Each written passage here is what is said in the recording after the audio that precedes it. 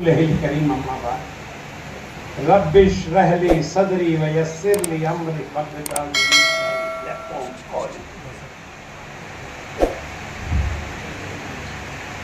जिंदगी तो बख्श दी तूने, अब जीने का हुनर भी दे।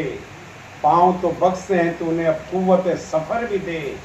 ज़ुबान तो बख्श दी तूने, अब मेरी ज़ुबान में असर भी दे।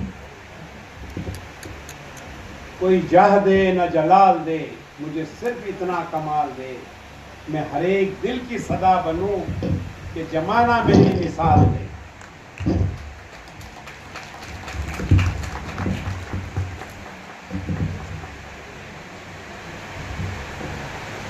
मालेगांव शहर उर्दू का मरकज और मस्जिदों और की मीनारों से बुलंद अजानों की गूंज, और देखिए ये पावर लूम की खटखट से गूंजता हुआ ये शहर, जो उर्दू को आपने यहाँ पर जिंदा रखा है।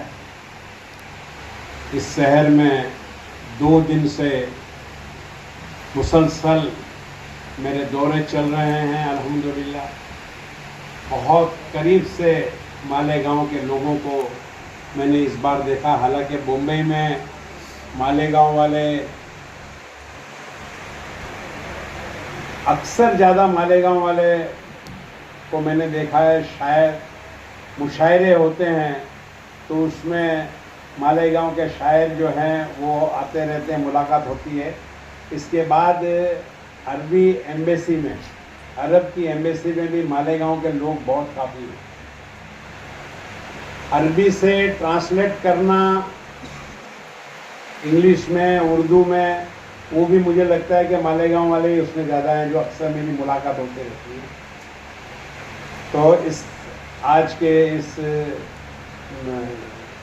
एजुकेशन के जलसे में जमील कर्नाटकी साहब, चेयरमैन ऑफ ATT स्कूल, असर सिद्दीकी साहब, सलीम अनवर साहब, ex standing committee chairman, Ejaz Baig साहब, president of Congress party, Imran Fruitwala जो हमारे all India Memon Jamaat federation के यूथ विंग के चेयरमैन हैं,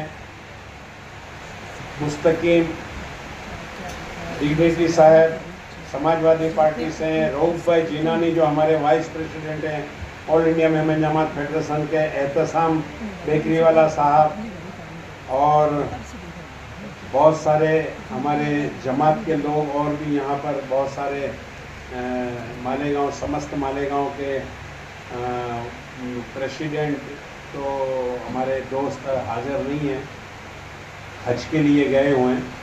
मगर इनकी गैर हाजिरी में भी साजिद भाई ने और ये वाइस प्रेसिडेंट और हमने जो मुकर्रर किया है यूथ विंग के, ये लोगों ने बड़ा बेहतरीन कारनामा अंजाम दिया। सुबह से हम दौरे पे ही हैं, कॉलोनी का दौरा किए, जमात खाने का दौरा किए। तो मेरी बात हो रही थी रविंद्र यादव साहब से, और किसी ने थोड़ी देर के पहले ये कि बड़ी अच्छी स्पीच की कि भाई मस्जिदें तो इतनी बन गई हैं कि बाजू बाजू में मस्जिदें बनी हैं। बहुत अच्छी बात है, मगर हम सिर्फ इतना जानते हैं कि मस्जिद बना लो तो जन्नत में आपको मोती का महल मिलेगा, मगर ये हम नहीं जानते हैं कि एक स्कूल बना लो, एक कॉलेज बना लो, तो उसमें भी जन्नत के अंदर आपको मोती का महल जरूर मिलेगा। मस्जिद इतनी दूरी पे होनी चाहिए कि एक अजान का आवाज़ वहाँ तक पहुँचना चाहिए, बस उसके बाद फिर दूसरी मस्जिद बननी चाहिए। यहाँ तो इतनी करीब है। मैं मस्जिदों के खिलाफ नहीं हूँ, बेशक जन्नत में आप मकान बनाइए, बनाने वाले ये दिल की ख्वाहिश रहती है कि बाप के नाम का मस्जिद बना लें, माँ के नाम की मस्जिद बना लें, दादा के नाम की मस्जिद बना लें, मगर अब रुझान थोड़ा चेंज करके अल्लाह ने बहुत कुछ दिया है, एक मस्जिद बाप दादा के नाम की बनाओ और 2-4 कॉलेज बाप दादा के नाम की बनाओ, ये ज़रूरी है। और इल्म बहुत जरूरी है। आज इल्म के बगैर हम अंधे हैं। बहुत ज़रूरी है, रोशनी है इल्म। और मैं आपको बताऊं कि हजरत सुलेमान अलैहिस्सलाम के पास बाहर बैठे हुए थे 3 दरवेश। तो उन्होंने आवाज दी तो खादिम बाहर आया, पूछा कि क्या बात है। तो बोले कि हम सुलेमान से मिलना चाहते हैं। तो खादिम गया अंदर। तो सुलेमान अलैहिस्सलाम ने खादिम को बोला कि बुला के लेके आओ। तो वो दरवेश से कहा कि आपको बुला रहे हैं सुलेमान अलैहिस्सलाम। तो बोले हम 3 हैं और 3 में से सिर्फ एक ही जाएगा। अब सुलेमान को बोलो कि वो क्या पसंद करता है। हमारे 3 में एक इल्म है, एक दरवेश जो है वो पावर है, और एक दरवेश जो है वो दौलत है, शोहरत है। सुलेमान अलैहिस्सलाम से कहो कि क्या 3 में से किसको बुलाना चाहता है।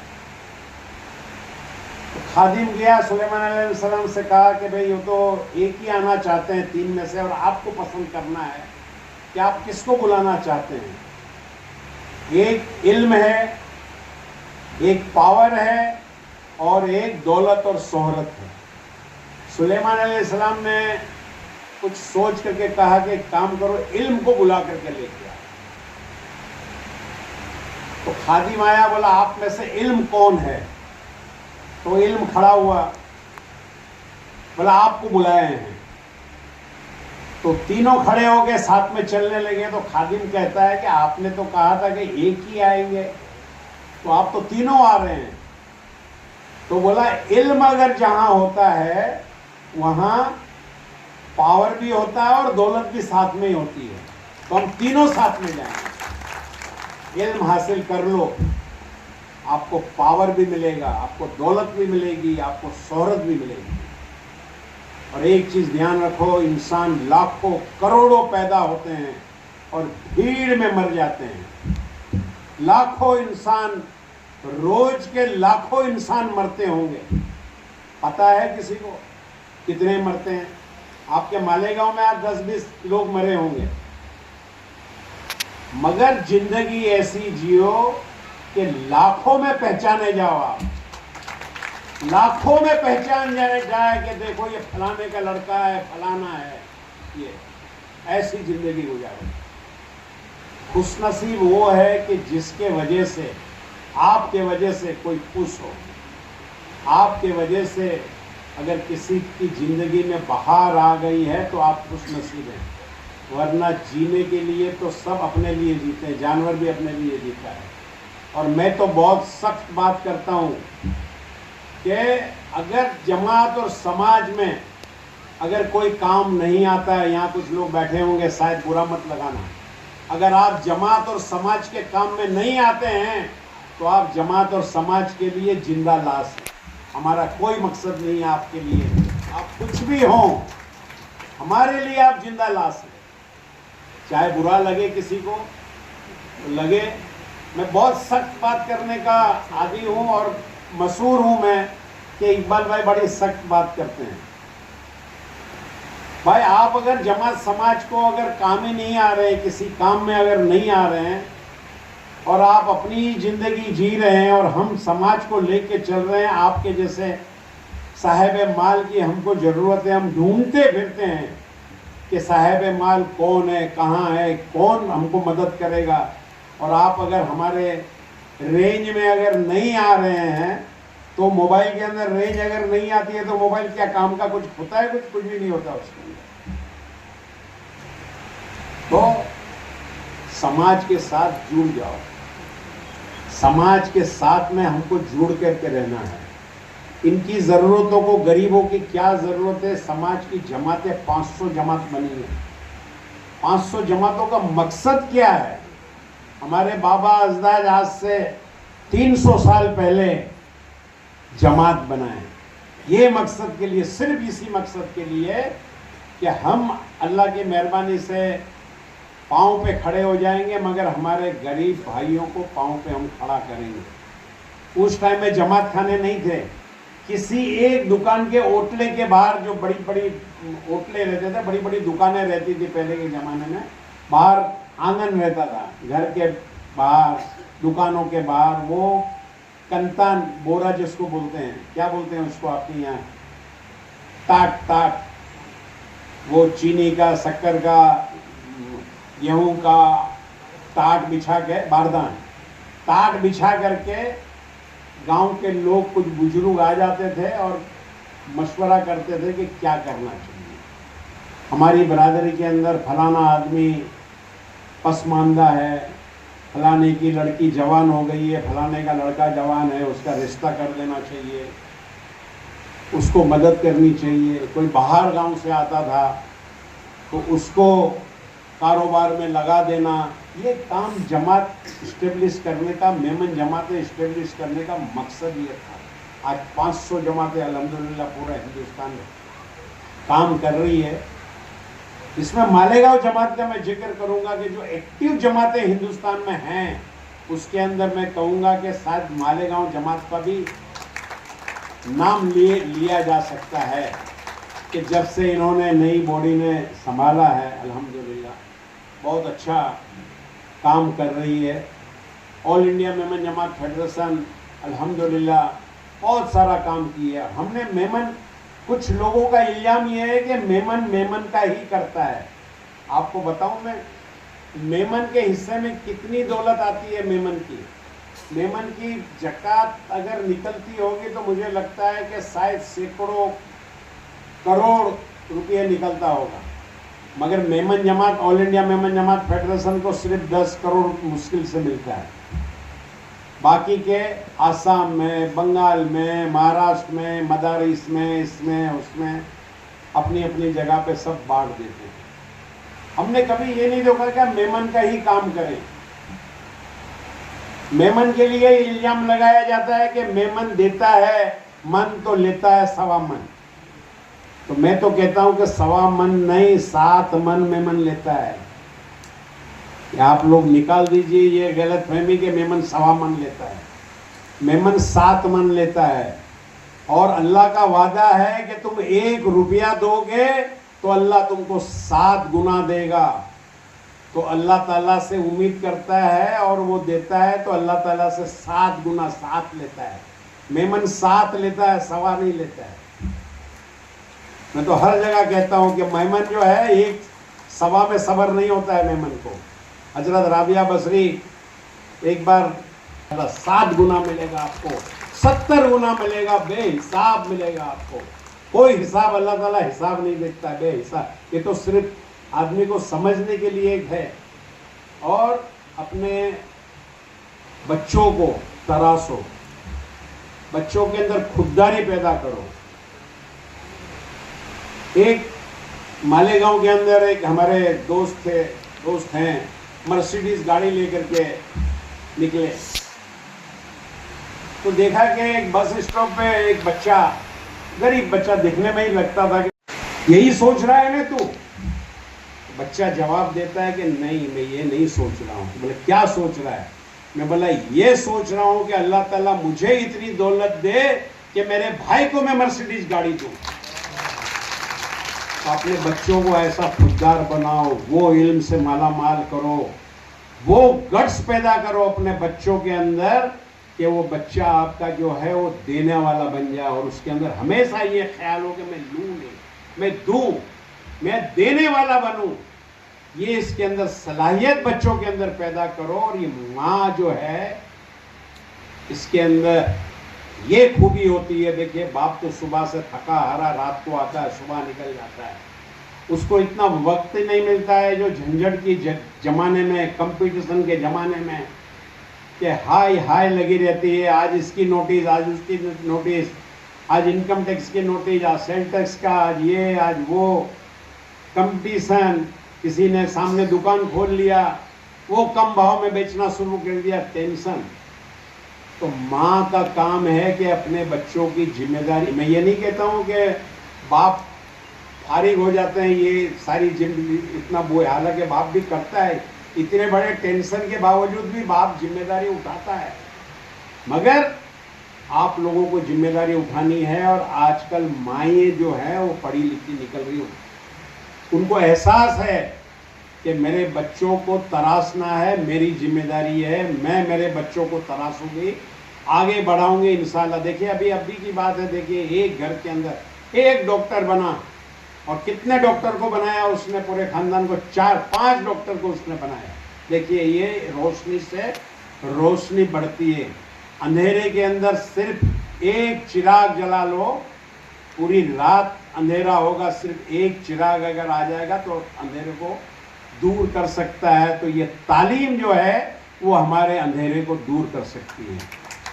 दूसरा एक बात है कि मैं आपको बता दूं, बुरा मत लगाना, हमारे अखलाक जो हैं बहुत गिरे हुए हैं। मैं देखता हूँ गाड़ियों में, ट्रेनों में, बस में, अगर हम अखलाक हमारा नहीं सुधारेंगे तो हम इसी तरह मार खाते रहेंगे। ऐसा अखलाक बनाओ कि नॉन मुस्लिम बुलाए कि हमको अगर मकान खाली है तो अगर देना है तो मुसलमान को ही देना है, कि इनके अखलाक बहुत अच्छे हैं मुसलमानों के, उनकी साफ सफाई बहुत अच्छी है मुसलमानों की, वो मुसलमान की जो रहन सहन है वो बहुत अच्छा है, वो मिलनसार है मुसलमान, वो हमारे अखलाक वैसे होने चाहिए।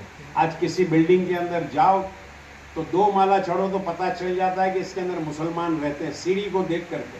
तो मेरे को किसी ने बोला आपको कैसे पता चल गया कि सीढ़ी चढ़ते चढ़ते आप बोले कि इसमें मुसलमान रहते हैं? पता चल जाता है ना, सीढ़ी पे आप चढ़ो तो पता चल जाता है। हाँ माशाअल्लाह, ये मुसलमान का घर है कि सीढ़ी आप नॉन मुस्लिम के उसमें जाइए, आप देखिए उनके साफ सफाई, उनका घर के आंगन के अंदर तुलसी का झाड़ होगा, पूजा पाठ, सुबह हमारा सोने का टाइम होता है और उनका उठने का टाइम होता है। मालेगांव में तो खैर वही सिस्टम है, मुझे लगता है शायद कि, मगर चेंज करो। अल्लाह ताला ने रात को आराम के लिए पैदा किया है, दिन को कारोबार के लिए। निकल जाओ सुबह फजर में, और माइयाँ आप ध्यान रखो, दुआ आप करो, सोहर निकला मुसल्ला बिछाओ फौरन और दुआ करो 2 रकात नफल नमाज पढ़ के। चाश का टाइम है, अगर 10 बजे सोहर निकलता है, 9 बजे निकलता है, मुसल्ला बिछा करके दुआ करो कि या अल्लाह मेरा सोहर जा रहा है, कंपलसरी कर दो, 2 रकात नमाज पढ़ लो, दुआ मांगो, हाथ उठा करके अल्लाह से कि अल्लाह कामयाब करना, हलाल की रोजी देना, हर मुसीबत से, हर तकलीफ से मेरे शोहर को बचाना। आपका बच्चा जा रहा है, अगर स्कूल जा रहा है, कॉलेज जा रहा है, कमाई के लिए जा रहा है, 2 रकात नमाज फर्ज कर लो अपने ऊपर कि हम दुआ करें हमारे बच्चों के लिए इंशाल्लाह। देखिए, और एक डब्बा रखो घर के अंदर, रोज सदका, डेली सदका डालो आप उस डब्बे के अंदर। इंशाअल्लाह आपका छोटे बच्चों को आदत करो, 2 रुपया 5 रुपया जो भी है आज से शुरू करो, एक डब्बा ले लो। बाजार से वो भंडकी आती थी पहले जमाने के अंदर, गल्ला, आजकल टीन का मिलता है, ताला लगा रहता है उसमें, उसको बच्चे को 2 रुपया दो रोज का, बेटा ये डाल इसमें। 2 साल का बच्चा है उसकी भी आदत करो 2 रुपया डालने की, 5 रुपया डालने की।